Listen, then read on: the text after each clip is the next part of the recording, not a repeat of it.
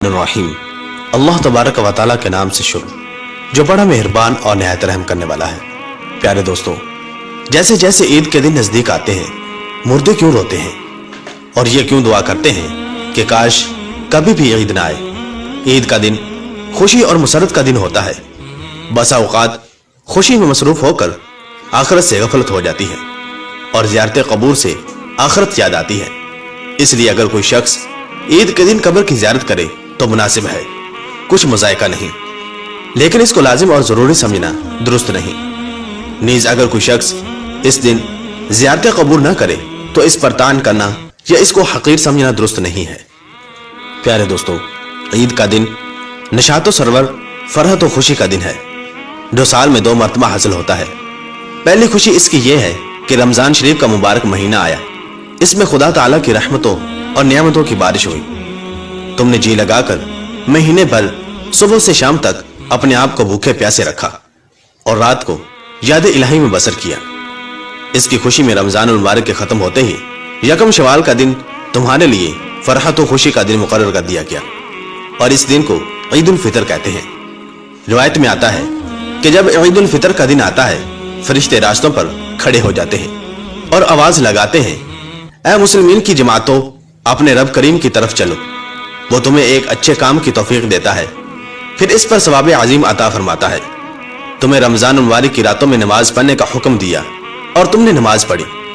تمہیں دن میں روزے رکھنے کا حکم دیا، تم نے روزہ رکھا، تم نے اپنے رب کے حکم کی اطاعت کی، اب اس کا انعام حاصل کرو۔ جب نماز عید ختم ہو جاتی ہے تو فرشتے آواز لگاتے ہیں، خوش ہو جاؤ کہ تمہارے پروردگار عالم نے تمہاری مغفرت فرما دی، اب تم خوشی خوشی اپنے گھروں کو لوٹ جاؤ۔ اس لیے اس دن کو انعام و کرام کا دن کہا جاتا ہے۔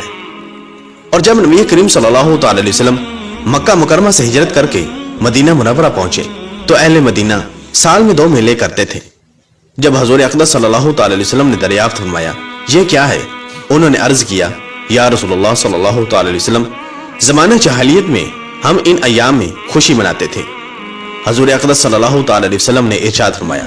خدا تعالیٰ نے ان کے عوض ان سے بہتر دن خوشی منانے کے لیے تمہیں عطا فرمائے ہیں۔ ایک دن عید الفطر اور دوسرا عید الاضحیٰ ہے۔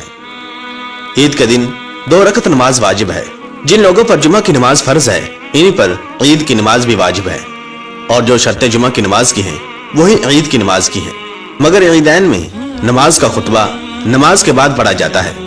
اور خطبہ کا پڑھنا اور سننا سنت موقدہ ہے،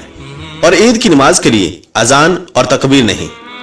بلکہ آفتاب بلند ہونے کے بعد سب مسلمان ایک جگہ جمع ہوں۔ جب سب جمع ہو جائیں تو امام ان کو 2 رکعت نماز پڑھائے اور ہر ایک رکعت میں 3 زائد تکبیریں کہی جائیں۔ ان زائد تکبیروں کا کہنا امام اور مقتدی دونوں پر واجب ہے۔ اس کے بعد امام منبر پر کھڑے ہو کر خطبہ پڑھے۔ اب بات یہ ہے کہ عید تمام جیتے جاگتے انسانوں کے لیے تو خوشی کا باعث ہے، لیکن مردے یہ کیوں کہتے ہیں کہ کاش کبھی بھی عید نہ آئے؟ ہم لوگ تو عید کی خوشی منا رہے ہوتے ہیں، لیکن مردے عید آنے کا غم کیوں مناتے ہیں؟ کچھ مردے ایسے ہیں جو عید کے آنے پر بہت دکھ میں آ جاتے ہیں اور بہت مصیبت ان کو اوپر آنے والی ہوتی ہے، اور اس وجہ سے وہ لوگ بہت پریشان ہوتے ہیں۔ جب ہم لوگ ادھر ادھر شاپنگ کر رہے ہوتے ہیں، گھوم رہے ہوتے ہیں، ہم لوگوں کو عید آنے کی خوشی ہوتی ہے کہ عید جلدی آ جائے، لیکن مردوں کو عید آنے کا دکھ ہوتا ہے۔ آپ صلی اللہ تعالی علیہ وسلم نے ارشاد فرمایا کہ اگر کوئی انسان رمضان کے مہینے میں انتقال کرتا ہے تو اس کے اوپر عذاب نہیں ہوتا اور قبر میں اس سے سوال و جواب بھی نہیں کیے جاتے، چاہے وہ کتنا بھی گناہگار بندہ کیوں نہ ہو۔ اگر کسی شخص کا رمضان میں انتقال ہو جائے تو رمضان کے مہینے کی برکت اس کو یہ ملتی ہے کہ رمضان بھر اس سے نہ سوال جواب ہوتے ہیں اور نہ ہی رمضان بھر اس کے اوپر عذاب نافذ کیا جاتا ہے۔ اور جیسا کہ حدیث پاک کا مفہوم ہے کہ قبر کے اندر مردے کے لیے جہنم کی کھڑکی کھول دی جاتی ہے اور وہ مردہ قبر کے اندر جہنم کی تپش کو محسوس کرتا ہے، تو جو گناہگار مردے ہوتے ہیں وہ اس طرح سے جہنم کے عذاب کو اور گرمی کو قبر کے اندر محسوس کرتے ہیں۔ لیکن جب رمضان کا مہینہ آتا ہے تو آپ صلی اللہ تعالی علیہ وسلم نے ارشاد فرمایا کہ جب رمضان کا چاند دیکھا جاتا ہے تو جنت کے دروازوں کو کھول دیا جاتا ہے، جہنم کے دروازوں کو بند کر دیا جاتا ہے، قبر سے عذابات کو اٹھا لیا جاتا ہے اور اللہ تبارک و تعالیٰ کی رحمتوں کا نزول ہوتا ہے۔ یہ ساری چیزیں ہوتی ہیں تو جو مردہ ہوتا ہے اس کو بڑی راحت ملتی ہے۔ رمضان کے آنے سے مردہ بڑا خوش ہوتا ہے کہ ہمارے اوپر سے عذاب اٹھا لیا گیا ہے۔ جو قبر کے اندر ہمارے لیے جہنم کے دروازے کھلے ہوئے تھے وہ دروازے بند کر دیے گئے ہیں، تو وہ مردہ بڑی راحت محسوس کرتا ہے۔ اب سوال یہ پیدا ہوتا ہے کہ جن لوگوں کے اوپر سے اللہ تبارک و تعالیٰ نے رمضان میں عذاب ہٹا لیا تو عید کے بعد ان کے اوپر عذاب نافذ ہوتا ہے یا نہیں؟ پیارے دوستو، کچھ مردے تو ایسے ہوتے ہیں جن کے اوپر عذاب نافذ نہیں ہوتا، لیکن بہت سارے مردے ایسے ہوتے ہیں جن کے اوپر عید کے دن ہی جیسے ہی رمضان کا مہینہ ختم ہوتا ہے فوراً ہی اسی طرح سے عذاب شروع ہو جاتا ہے، جیسے پورا سال وہ لوگ قبر میں سزا اور عذاب بھگت رہے ہوتے ہیں اور وہ مردے عذاب میں پھر ملوث ہو جاتے ہیں۔ بعض علماء کا فرمانا ہے کہ جب کوئی انسان رمضان کے مہینے میں انتقال کرتا ہے تو اس سے قبر میں سوال و جواب نہیں ہوتے، اور جب ایک مرتبہ اللہ تبارک و تعالیٰ کسی کے اوپر سے عذاب کو ہٹا لے تو پھر دوبارہ ان پر عذاب نافذ نہیں کرتا، بشرط یہ کہ اس کے لیے کوئی اصالہ ثواب کر رہا ہو یا مغفرت کی دعا کر رہا ہو۔ ہر مردے کو اس کے اعمال کے مطابق سزا دی جاتی ہے۔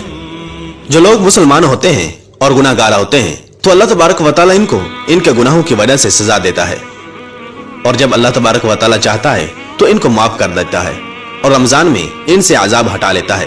اور پھر اللہ تبارک و تعالیٰ اگر چاہے تو ان کو معاف کر دے اور اگر چاہے تو پھر ان کو عذاب دیتا ہے۔ اور جو لوگ مسلمان نہیں ہوتے بلکہ کافر اور مشرک ہوتے ہیں تو اللہ تبارک و تعالیٰ ان پر رمضان کے بعد پھر جیسے ہی عید کا چاند نظر آتا ہے ان پر عذاب مسلط کر دیتا ہے اور وہ پھر پورا سال ہی عذاب میں مبتلا رہتے ہیں۔ پیارے دوستو، جب رمضان کا مہینہ ختم ہوتا ہے تو رمضان کی برکتیں بھی ختم ہو جاتی ہیں، شیطان کو قید سے رہا کر دیا جاتا ہے، مردوں پر سے رحم کا معاملہ ختم ہو جاتا ہے، جہنم کے دروازے جو رمضان میں بند تھے رمضان کے جانے کے بعد کھول دیے جاتے ہیں، جنت کے دروازوں کو اللہ تبارک و تعالیٰ بند فرما دیتا ہے۔ ان سب باتوں کا مردوں کو علم ہوتا ہے، تو رمضان کے جانے سے اہل قبور یہ سوچتے ہیں کہ اب رمضان جا رہا ہے اور پھر عید جیسے ہی آئے گی اس کے بعد ہم پر عذاب کو پھر سے نافذ کر دیا جائے گا، جس کی وجہ سے وہ غمگین ہو جاتے ہیں اور روتے ہیں۔